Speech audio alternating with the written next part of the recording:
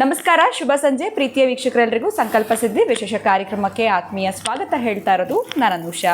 ಇನ್ನು ಮೇ 1ನೇ ತಾರೀಕು ಗುರುಜಿಯವರ ಸಾರಥ್ಯದಲ್ಲಿ ವಿಶೇಷವಾಗಿರುವಂತಹ ಹೋಮ ಹವನದ ಕಾರ್ಯಕ್ರಮ ನಡೀತಾ ಇದೆ. ನಿಮ್ಮ ಆರೋಗ್ಯ, ಆಯುಷ್ಯ, ಕುಟುಂಬದ ಅಭಿವೃದ್ಧಿಗಾಗಿ ಐಶ್ವರ್ಯ ಮಹಾಲಕ್ಷ್ಮಿ ಹೋಮ, ಸುದರ್ಶನ ಹೋಮ, ಇನ್ನು ಗುರುಗಳಿಂದ ನಿಮಗೆ ಮಂತ್ರೋಪದೇಶ ಇವೆಲ್ಲವೂ ಕೂಡ ನೀವು ಪಡ್ಕೊಳ್ಬೇಕು ಅಂತಂದರೆ ಮೇ 1ನೇ ತಾರೀಕು ನಡೀತಾ ಇರುವಂಥ ಕಾರ್ಯಕ್ರಮದಲ್ಲಿ ನೀವು ಪಾಲ್ಗೊಳ್ಬೇಕಾಗತ್ತೆ. ಇದರಲ್ಲಿ ನಾವು ಭಾಗವಹಿಸಬೇಕು ಅಂತಂದರೆ ಏನು ಮಾಡಬೇಕು? ಸ್ಕ್ರೀನ್ ಮೇಲೆ ನಿಮಗೆ ಸಂಖ್ಯೆಗಳು ಬರ್ತಾ ಇದೆ. ಕರೆ ಮಾಡಿದಾಗ ಇದ್ರ ಬಗ್ಗೆ ನಿಮಗೆ ಸಂಪೂರ್ಣವಾಗಿರುವಂತಹ ವಿಚಾರವನ್ನು ತಿಳಿಸ್ಕೊಡ್ತಾರೆ. ಇನ್ನು ಕಾರ್ಯಕ್ರಮದಲ್ಲಿ ನಮ್ಮ ಜೊತೆಲಿದ್ದಾರೆ ಸ್ಪಿರಿಚುವಲ್ ಗುರು ಡಾಕ್ಟರ್ ವಿಷ್ಣುದತ್ತ ಗುರುಜಿಯವರು. ಗುರುಗಳನ್ನ ಕಾರ್ಯಕ್ರಮಕ್ಕೆ ಸ್ವಾಗತಿಸೋಣ. ನಮಸ್ತೆ ಗುರುಗಳೇ, ಕಾರ್ಯಕ್ರಮಕ್ಕೆ ಆತ್ಮೀಯ ಸ್ವಾಗತ. ಗುರುಗಳೇ, ನಾವು ಸಾಕಷ್ಟು ಜನವನ್ನ ಗಮನಿಸಿದಾಗ ನೋಡ್ತಾ ಇರ್ತೀವಿ, ಫಿಂಗರ್ ರಿಂಗ್ಸ್ನ ಹಾಕಿರ್ತಾರೆ, ಆದರೆ ಎಲ್ಲೋ ಒಂದು ಕಡೆ ಆಮೆ ಉಂಗುರವನ್ನು ಕೂಡ ಧರಿಸಿರ್ತಾರೆ ಅಂತ ಹೇಳ್ಬೋದು. ಈ ಆಮೆ ಪ್ರಾಣಿ ಅದು ಓಡಾಡೋದೇ ಸ್ಲೋ ಅಂತ ನೋಡಿದ್ದೀವಿ. ಎಲ್ಲೋ ಒಂದು ಕಡೆ ಇವ್ರ ಕೆಲಸ ಫಾಸ್ಟ್ ಆಗುತ್ತೆ. ನಾನು ಒಬ್ಬರನ್ನ ಕೇಳಿದಾಗ ಹೇಳಿದ್ರು ಕೆಲಸ ಫಾಸ್ಟ್ ಆಗಲಿ ಅಂತ ಹಾಕಿದ್ದೀವಿ ಅಂತ. ಆದರೆ ನನಗನ್ನಿಸ್ತು ಆ ಪ್ರಾಣಿ ಓಡಾಡೋದೇ ಸ್ಲೋ ಆಗಿದೆ, ಇನ್ನು ಅದೇ ಥರ ಸ್ಲೋ ಆಗಿಬಿಡುತ್ತಲ್ವ ಇವ್ರ ಕೆಲಸ, ಮಂದಸ್ಥಿತಿ ಆಗಿಬಿಡುತ್ತೆ, ಹೇಗೆ ಫಾಸ್ಟ್ ಆಗುತ್ತೆ ಅಂತ. ನನ್ನ ಪ್ರಶ್ನೆ ಏನು ಅಂತಂದರೆ, ಈ ಆಮೆ ಉಂಗುರ ಧಾರಣೆ ಮಾಡುವಂಥದ್ದು ಎಷ್ಟು ಸೂಕ್ತ, ಯಾಕೆ ನಾವು ಮಾಡಬೇಕಾಗತ್ತೆ, ಮಾಡೋದ್ರಿಂದ ಏನಾದರೂ ಲಾಭ ಇದೆಯಾ ನಮಗೆ? ಇದ್ರ ಬಗ್ಗೆ ತಿಳಿಸ್ಕೊಡಿ ಗುರುಗಳೇ. ಓಂ ವಿಶ್ವಸ್ಮೈ ನಮಃ. ಪ್ರೀತಿಯ ಬಂಧುಗಳೇ, ಒಟ್ಟಾರೆ ಆನೆಯಿಂದ ಆಮೆಗೆ ಬಂದಿದ್ದೀರಿ ಈಗ ನೀವು. ಅಂದರೆ ನಾನೆಲ್ಲೋ ಕೆಲವ್ರನ್ನ ಕೇಳಿದ್ದೀನಿ, ಇದು ಆಮೇಲೆ ಹುಡುಗರು ಧರಿಸಿರ್ತಾರೆ, ಆಮೆ ರಿಂಗನ್ನು ಧರಿಸಿರ್ತಾರೆ, ಹೆಣ್ಮಕ್ಳು ಪ್ಲಸ್ ಗಂಡು ಮಕ್ಳು ಇಬ್ಬರು ಧರಿಸಿರ್ತಾರೆ. ಕರೆಕ್ಟ್. ಇದು ಈ ದಿನದ ನಿಮ್ಮ ಪ್ರಶ್ನೆ. ಪ್ರೀತಿಯ ಬಂಧುಗಳೇ, ನೀವು ಕೂಡ ಯಾರಾದರೂ ಧರಿಸಿದ್ದರೆ, ನನಗೆ ಗೊತ್ತಿಲ್ಲ ಅದು ನಿಮ್ಮ ಕೆಲಸ ಮಾಡುತ್ತೆ ಅದು ಇದು ಅಂತ ಗೊತ್ತಿಲ್ಲ, ಅದರ ವಾಸ್ತವ, ಅದರ ಚಿಹ್ನೆಗಳನ್ನ ಹೇಳ್ತಾ ಬರ್ತೀನಿ.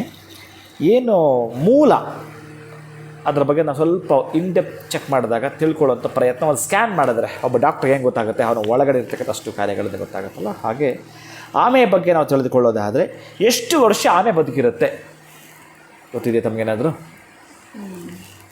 100 ವರ್ಷನಾ ಗುರುಗಳೇ? 400 ವರ್ಷಗಳು ಬದುಕಿರುತ್ತೆ ಆಮೆ. ಅದಕ್ಕೆ ಈ ಓಟದಲ್ಲಿ ಹೋಲಿಸ್ತಾರೆ ಮಲ ಮತ್ತು ಆಮೆಯ ನಡಿಗೆ ಅಂತ. ಮಲ ಎಷ್ಟು ಸ್ಪೀಡ್ ಇದೆ, ಆಮೆ ಎಷ್ಟರ ಮಟ್ಟಿಗೆ ಅದರ ಸ್ಪೀಡ್ ಇದೆ ಅಂತ ಗೊತ್ತಾಗುತ್ತೆ ನಮಗೆ. ಹೋಲಿಸ್ತಾರೆ ಅದಕ್ಕೆ, ನಿಂದು ಮೊಲದ ಓಟ, ನನ್ನದು ಆಮೆಯ ಓಟ ಅಂತ ಕೇಳ್ತಿರ್ತಾರೆ. ಅದಕ್ಕಾಗಿ ಆಮೆ ಯಾವುದಾದ್ರೂ ಪುರಾತನವಾಗಿರ್ತಕ್ಕಂತಹ ದೇವಾಲಯ, ಹೊಯ್ಸಳರ ಕಾಲದ್ದು 1 ವರ್ಷದ ಇತಿಹಾಸ ಇರತಕ್ಕಂಥ ಹಳೇ ದೇಗುಲಗಳಲ್ಲಿ ನೀವು ದೇವಸ್ಥಾನದ ಪ್ರಾಂಗಣದಲ್ಲಿ ಹೋದಾಗ ಅಲ್ಲೊಂದು ಕಲ್ಲಲ್ಲಿ ಕೆತ್ತನೆ ಮಾಡಿರ್ತಾರೆ ಆಮೆಯ ಚಿತ್ರವನ್ನು. ನೀವು ಚೆನ್ನಾಗಿ ಗಮನಿಸಬೇಕು. ಇದು ಯಾವುದರ ಇಂಡಿಕೇಶನ್, ಏನಕ್ಕೆ ಅದನ್ನು ಹಾಕಿದ್ದಾರೆ, ಏನು ಅದರ ಫಲಗಳು, ಇನ್ನೂ ಬಹಳ ಇದೆ. ನಾನು ಬರೀ ಕೇವಲ 1% ಅಷ್ಟೇ ಮಾತಾಡ್ತೀನಿ, 1% ಮಾತಾಡ್ತೀನಿ, ನಾಟ್ 99. ನಾನು ನಾಟ್ 99 ರಿವೀಲ್ ಮಾಡಲ್ಲ. ಇದು ಪ್ರತಿಷ್ಠಾಪನೆಗೆ ಸಂಬಂಧಪಟ್ಟಿದ್ದು, ಇನ್ನು ಅದರ ನಿಕ್ಷೇಪಕ್ಕೆ ಸಂಬಂಧಪಟ್ಟಿದ್ದು, ಅದೆಲ್ಲ ಬೇರೆ ಕಡೆ. ಮನುಷ್ಯನ ಜೀವಿತ ಕಾಲಕ್ಕೆ ಈಗ ನೀವು ಹಾಕೊಂಡಿರೋ ಉಂಗುರದ ಲಿಂಕ್ ಇಷ್ಟಕ್ಕೆ ನಾನು ಮಾತಾಡ್ತಿದ್ದೀನಿ. ಆ ಆಮೆ ಹಾಕಿರ್ತಕ್ಕಂತಹದ್ದು ಅದಕ್ಕೆ 2 ಕೈ 2 ಕಾಲು, ಎಷ್ಟಾಯಿತು? 4 ಆಯಿತು. 2 ಕೈ 2 ಕಾಲು, ಬಾಲ 1, ಮುಖದ ಭಾಗ 1, ಎಷ್ಟಾಯ್ತು? ಟೋಟಲ್ ಎಷ್ಟಾಯಿತು? 6 ಆಯಿತು. 6 ಅಂಗಾಂಗಗಳು. ಅದು ಹೊರಗೆ ತೆಗೆದಿದ್ದಾಗ ಮೂವ್ ಆಗ್ತಾ ಇರುತ್ತೆ, ಹೋಗ್ತಾ ಇರುತ್ತೆ. ಅದು ಆ 6 ಅಂಗಾಂಗಗಳು, 2 ಕೈ 2 ಕಾಲು, ಬಾಲ, ಅದರ ಮುಖದ ಭಾಗವನ್ನು ಮುನ್ನಡ್ಕೊಂಡು ಹೋಗ್ತಿರ್ಬೇಕಾದ್ರೆ ಇಷ್ಟು ಕೂಡ ಕೆಲಸ ಮಾಡಬೇಕು. ಅದಕ್ಕೆ ಇಷ್ಟೂ ಇದ್ದು ಅದ್ರ ಹೋಗ್ತಿರ್ಬೇಕಾದ್ರೆ ಒಂದು ಅಡಕೆ ತೆಗೆದುಕೊಳ್ಳಿ, ಅಡಕೆ ಗಾತ್ರದ ಒಂದು ಕಲ್ಲು ತೆಗೆದುಕೊಳ್ಳಿ, ಅಥವಾ ಅಡಕೆಯೇ ಪ್ರಮಾಣವಾಗಿಟ್ಕೊಂಡು ನೀವು ಅದರ ಬಾಲದ ಭಾಗಕ್ಕೋ, ಅದರ ಕೈ, ಕಾಲು, ಮುಖದ ಭಾಗಕ್ಕೋ ಜೋರಾಗಿ ಹೀಗೆ ಹೊಡೆದ್ರೆ ಸಾಕು, ಸತ್ತೋಗುತ್ತೆ. ಅಡಕೆ ಎಷ್ಟು ತೂಕ ಇದೆ, ಅದರಿಂದ ಹೊಡೆದ್ರೂ ಸತ್ತೋಗುತ್ತೆ. ಬೇಕಾದ ಪರೀಕ್ಷೆ ಮಾಡಿ, ದಯವಿಟ್ಟು ಮಾಡಬೇಡಿ, ಹಿಂಸೆ ಮಾಡಬೇಡಿ. ನನಗೆ ಅದು ಇಷ್ಟವಾಗಲ್ವಲ್ಲ ಈ ಪದಾರ್ಥಕ್ಕಾಗಿ ಹೇಳ್ತಿದ್ದೇನೆ. ಅಂದರೆ ಇಷ್ಟು ಹೊಡೆದ್ರೆ ಸತ್ತೋಗುತ್ತೀರಿ, ಅದು ಅಷ್ಟೇ ಅದರ ಸ್ಟ್ರೆಂತ್ ಅಷ್ಟೇ. ಆದರೆ ಅದು ಎಲ್ಲವನ್ನೂ ಕೂಡ ಒಳಗಡೆ ಹೇಳ್ಕೊಂಡಿದೆ. ಸ್ವಲ್ಪ ಕೇಳಿಸ್ಕೋಬೇಕು ನೀವು. ಆ ಬಾಲವು ಒಳಗಡೆ ಹೇಳ್ಕೊಂಡಿದೆ, 2 ಕೈ 2 ಕಾಲು, ಮುಖ ಎಲ್ಲವೂ ಕೂಡ ಒಳಗಡೆ ಹೇಳ್ಕೊಂಡಿದೆ. ನೀವು ಅದರ ಮೇಲೆ ಟಿಪ್ಪರ್ ಲಾರಿ ತೆಗೆದುಕೊಂಡು ಹೋದರೂ ಅದರ ಮೇಲೆ 10 ಸಲ ನೀವು ಹತ್ತಿಸಿದ್ರು ಸಾಯಲ್ಲ, ಅದು ಸಾಯಲ್ಲ. ಅಡಕೆಯಲ್ಲಿ ಹೊಡೆದ್ರೆ ಸತ್ತೋಗುವಂಥ ಆಮೆ ನೀವು 10 ವೀಲರ್ ಲಾರಿ ಟಿಪ್ಪರ್ ಹತ್ತಿಸಿದ್ರು ಸಾಯಲಿಲ್ಲ, ಟ್ರ್ಯಾಕ್ಟರ್ ಹತ್ತಿಸಿದ್ರು ಸಾಯಲಿಲ್ಲ. ಇದು ಭಗವಂತ ಅವನ ಸೃಷ್ಟಿಯಲ್ಲಿ ಇನ್ನೂ ಏನೇನೋ ಇದೆ, ಬಹಳ ಚಮತ್ಕಾರಗಳಿದೆ. ಇದನ್ನು ಸ್ವಲ್ಪ ನಾನು ಈ ಪರೀಕ್ಷೆಗಳು ಮಾಡುವವ, ನಾನು ಬೇಸರ ಮಾಡ್ಕೊಂಡಾದರೂ ಮಾಡ್ತೀನಿ ಕೆಲವೊಂದು ಸಲ. ಈ ತರಹದ್ದು ಮಾಡಿದಾಗ ಅಂದರೆ ಅದರ ಒಳಗಡೆ ಹೇಳಿಕೊಂಡ್ರೆ ಅದಕ್ಕೆ ಕುರ್ಮ ಮಂದ್ರ ಉದ್ಧತ್ಯಂ ರಕ್ಷಿತಾಂ ಸರ್ವದೇವತಃ ಕೂರ್ಮ ಮಂದ್ರ ಉದ್ರುತ್ಯಂ ರಕ್ಷಿತಾಂ ಸರ್ವದೇವತಾಹ. ಆ ದೇವತೆ ರಕ್ಷಣೆ ಮಾಡುತ್ತಾನೆ. ರಾಕ್ಷಸರು ಅಟ್ಟಾಡಿಸ್ಕೊಂಡು ಬಂದಾಗ ದೇವತೆಗಳ ಅವರ ರಕ್ಷಣೆ ಪಡಿತಾರೆ. ಇದು ಯಾವುದೋ ಬೆಟ್ಟ ಅಂತೇಳಿ ಅದ್ರ ಮೇಲೆಲ್ಲ ಓಡಾಡ್ಬಿಟ್ಟು ವಾಪಸ್ ಹೊರಟೋಗ್ತಾರೆ. ಹಾಗೆ ರಕ್ಷಣೆ ಮಾಡಿರುತ್ತೆ, ಅದು ನಿಮ್ಮ ರಕ್ಷಣೆ ಮಾಡುತ್ತೆ. ಈಗ ವಿಷಯಕ್ಕೆ ಬರೋದಾದರೆ, ನಿಮ್ಮ ರಿಂಗ್ ಮೆಸೇಜ್ಗೆ ನಾನು ಬರೋದಾದರೆ, ಈ 6 ಇದ್ದಾಗ ಕಾಮ, ಕ್ರೋಧ, ಲೋಭ, ಮೋಹ, ಮದ, ಮತ್ಸರ, ಈ 6 ಹರಿಷಡ್ ವರ್ಗಗಳು ಏನಿದೆಯೋ ಈ ಒಂದು ಆಮೇಲಿದ್ದಾವೆ ಅಂತ. ಈ 6ರಲ್ಲಿ ಯಾವುದಾದ್ರೂ ಒಂದು ಜಾಸ್ತಿ ಆದರೂ ಮನುಷ್ಯ ಅಧಃಪತನವಾಗ್ತಾನೆ. ನನಗೆ ವಿದ್ಯೆ ಇದೆ ಅಂತ ಬಹಳ ಅಹಂಕಾರ ಬಂದರೆ ಅವನು ಅಧಃಪತನವಾಗ್ತಾನೆ. ನಾನು ತುಂಬ ಎಲ್ಲರಿಗೂ ಸಖತ್ತಾಗಿದ್ದೇನೆ, ಚೆನ್ನಾಗಿದ್ದೇನೆ, ತುಂಬ ಚೆನ್ನಾಗಿ ಮಾತಾಡ್ತೇನೆ ಅನ್ನೋ ಅಹಂಕಾರ ಬಂದರೂ ಅಧಃಪತನವಾಗ್ತಾನೆ. ಅಥವಾ ಕಾಮ, ಹೇಗಂದರೆ ಹಾಗೆ ನೀನು ಮಾಡ್ತಿದ್ರೆ ಅಧಃಪತನವಾಗ್ಬಿಡ್ತೀಯ. ಕ್ರೋಧ, ಲೋಭ, ಮೋಹ, ಮದ, ಮತ್ಸರ ಯಾವುದು ನಿನಗೆ ಹೆಚ್ಚಿಗೆ ಬಂದರೂ ನೀನು ಅಧಃಪತನವಾಗ್ತೀಯ. ಬಹುಶಃ ನೀನಲ್ಲಿ ಅದು ಇತ್ತು ಅಂತಂದರೆ ದೇವಸ್ಥಾನದ ಒಳಗಡೆ ಬರ್ತಿದ್ದಂಗೆ ಆ 6 ಒಳಗಡೆ ಎಳ್ಕೊ. ನಿನ್ನ ಬಾಡಿ ಒಳಗಡೆ ಏನಿದಾವೋ ಅದನ್ನು ಆ 6 ಅರಿಷಡ್ವರ್ಗಳನ್ನ ಒಳಗಡೆ ಹಿಡಿದಿಟ್ಕೊಂಡು ಒಳಗಡೆ ಬಾ ಅನ್ನೋ ಕುರುಹೋದು.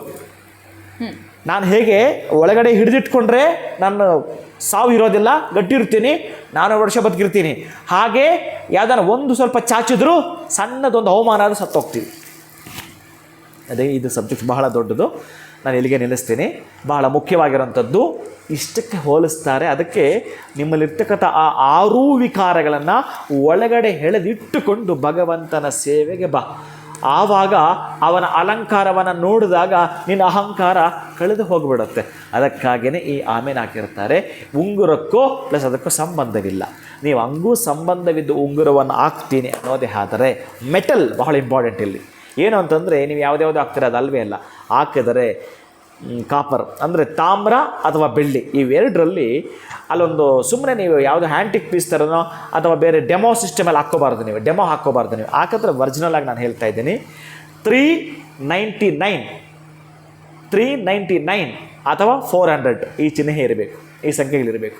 399 ಕೆತ್ತನೆ ಮಾಡಿಸ್ಬೇಕು ನೀವು ಅದರ ಒಳಗಡೆ, ಅಥವಾ 400 ಅನ್ನೋದನ್ನು ಬರೆಸ್ಬಿಟ್ಟು ನೀವು ಹಾಕ್ಕೋಬೇಕು. ಅದು ಆಮೆ ನಿಮ್ಗೆ ಅವಾಗ ಕೆಲಸ ಮಾಡುತ್ತೆ. ಇಲ್ಲ ಅಂದರೆ ನಿಮ್ಮ ಕೆಲಸ ನನಗೆ ಕೆಲಸ ಆಗುತ್ತೆ ಅನ್ನೋದು ಗೊತ್ತಿಲ್ಲ. ಬಹುಶಃ ಮೇಜರ್ ಏನು ಅಂತಂದರೆ ಈ ನಂಬರ್ ಹಾಕಿದಾಗ ಕೆಲಸ ಆಗಬೇಕು ಅಂದ್ರಲ್ಲ, ಈಗ ಪರೀಕ್ಷೆ ಮಾಡಿ. ಈಗ ಪರೀಕ್ಷೆ ಮಾಡ್ತೀನಿ ನೀವು ಯಾವ ಫಿಂಗರ್ಗೆ ಹಾಕಿದ್ರೆ ಒಳ್ಳೇದು ಗುರುಗಳೇ? ಬಿಕಾಸ್ ಕಮೆಂಟ್ಸಲ್ಲಿ ಈ ಪ್ರಶ್ನೆ ಕೇಳ್ತಾರೆ. ಒಳ್ಳೆ ಪ್ರಶ್ನೆ. ಏನು ಅಂತಂದರೆ ಆ ಆಮೆ ಯಾವುದಕ್ಕೆ ಪೂರಕವಾಗಿ ಅಂತಂದರೆ ಕುಜನಿಗಾಗಲಿ ಗುರುವಿಗಾಗಿರಲಿ. ಕುಜನ ಬೆರಳಾಗಿರ್ತಕ್ಕಂಥದ್ದು ಏನಂತಂದರೆ ರವಿ ಕುಜ ಇರ್ತಕ್ಕಂತಹದ್ದು ರಿಂಗ್ ಫಿಂಗರ್, ಉಂಗುರದ ಬೆರಳು ಅಥವಾ ಪವಿತ್ರದ ಬೆರಳು ಅಂತೆಲ್ಲ ಕೂಡ ಕರೀತಾರೆ. ಪವಿತ್ರ ಉಂಗುರದ ಬೆರಳು ರಿಂಗ್ ಫಿಂಗರ್ ಅಂತ ಕರೆಯತಕ್ಕಂಥದ್ದು ಇದಕ್ಕಾಗ್ಬೋದು. ಅಥವಾ ಇಂಡೆಕ್ಸ್ ಫಿಂಗರ್ ತೋರು ಬೆರಳಿಗೆ ಹಾಕಿದ್ರು ಕೂಡ ನೀವು ಹಾಕ್ಕೋಬೋದು. ಇದಕ್ಕೆ ಹಾಕಬೇಕು, ಎಡಗೈಗೆ ಹಾಕಲೇಬೇಡಿ. ಬಲಗೆ ಹೆಣ್ಣು ಮಗು ಆಗಿರಲಿ ಅದು ಗಂಡು ಹುಡುಗರಾಗಿರಲಿ ಬಲಗೈಗೆ ಹಾಕ್ಸ್ಬೇಕು. ನೀವು ಒರಿಜಿನಲ್ ನಿಮ್ಮ ಸೈಜ್ ಕೊಟ್ಟು ಮಾಡಿಸ್ತೀನಿ ಬೆಳ್ಳಿಯಲ್ಲಿ ಅಂತಂದರೆ ಮಾಡಿಸಿ 399 ಕೆತ್ತನೆ ಮಾಡಿಸಿ. ಅದರ ಒಳಗಡೆ ಯಾರು ಗೊತ್ತಾಗ್ಬಾರ್ದು, ನಿಮಗೆ ಬಿಟ್ಟರೆ ಯಾರು ನೋಡಬಾರ್ದು ಆ ಸಂಖ್ಯೆ. ನಂತರ 400 ಅದನ್ನು ಮಾಡಿ ಹಾಕಿರ್ತೀರಿ. ನೀವು ಎಷ್ಟು ಕೆಲಸ ಯಾವುದು ಸ್ಪೀಡ್ ಎಷ್ಟರ ಮಟ್ಟಿಗೆ ಇರಬೇಕು ಅನ್ನೋದು ಅಲ್ಲಿ ಒಂದು ಗೌಪ್ಯತೆ ಅಡಗಿರುತ್ತೆ. ಇದನ್ನು ಎಲ್ಲಾದರೂ ವಿಶೇಷವಾಗಿ ಶ್ರೀನಿವಾಸನ ದೇವಸ್ಥಾನ ಅಥವಾ ಮತ್ಸ್ಯನಾರಾಯಣ ದೇವಸ್ಥಾನ ಅಥವಾ ಕೂರ್ಮಾವತಾರ ದೇವಸ್ಥಾನ ಇರತಕ್ಕ ದೇವಸ್ಥಾನದಲ್ಲಿ ಇಟ್ಟು ಅರ್ಚನೆ ಪೂಜೆ ಮಾಡಿಸಿ ಅದನ್ನು ಸ್ವಲ್ಪ ತುಳಸಿ ಇಟ್ಟು ಅರ್ಚನೆ ಮಾಡಿಸಿ ಅಪ್ಪ. ಆ ಕೂರ್ಮ ದೇವರ ಅಷ್ಟೋತ್ತರವನ್ನು ಹೋಲಿಸಿ ಅದನ್ನು ಧರಿಸ್ತಿರಲ್ಲ, ಆವತ್ತಿಂದ ಆಚೆ ಒಂದು ಚಮತ್ಕಾರ ನಡೀಬೇಕು. ಇದು ಭಗವಂತನಿಗಿರ್ತಕ್ಕಂಥದ್ದು ವಿಶೇಷವಾಗಿ ಕೂರ್ಮ ಪುರಾಣದ ಮೆಸೇಜ್ ಆಗಿರುತ್ತೆ. ಅಂತಹದ್ದಕ್ಕಾಗಿಯೇ ಆ ಕೂರ್ಮ ಅವತಾರ ನಿಮ್ಮ ರಕ್ಷಣೆ ಮಾಡೋಕ್ಕೆ ಬಂದಿರುತ್ತೆ. ಖಂಡಿತ ಗುರುಗಳೇ, ಎಲ್ಲೇ ಒಂದು ಕಡೆ ಅನುಕೂಲವಾಗಿದ್ರೂ ಪರವಾಗಿಲ್ಲ, ಅಥವಾ ಬಂಗಾರ ಇಷ್ಟ ಇದ್ರೂ ಅವರು ಬೆಳ್ಳಿನಲ್ಲಿ ಹಾಕುವಂಥದ್ದು ಶ್ರೇಷ್ಠ. ಜೊತೆಗೆ 399 ನಂಬರ್ನ ಬರೆಸಿ ಹಾಕ್ಕೊಂಡ್ರೆ ಕೆಲಸಗಳು ಕೂಡ ಸಕ್ಸಸ್ಸು ಅಥವಾ ಫಾಸ್ಟಾಗಿ ಆಗುತ್ತೆ ಅಂತ ತಿಳಿಸ್ಕೊಟ್ರಿ. ಬಹಳ ಧನ್ಯವಾದಗಳು. ಎಷ್ಟೊಂದು ವಿಚಾರಗಳು ಆಮೆ ಬಗ್ಗೆ ಗೊತ್ತಿರಲಿಲ್ಲ, ನಿಮ್ಮಿಂದ ಇವತ್ತು ಈ ಸಂಚಿಕೆಯಲ್ಲಿ ಗೊತ್ತಾಯಿತು. ಧನ್ಯವಾದಗಳು ತಮಗೆ. ನಮಸ್ಕಾರ. ಹರೇ ಶ್ರೀನಿವಾಸ.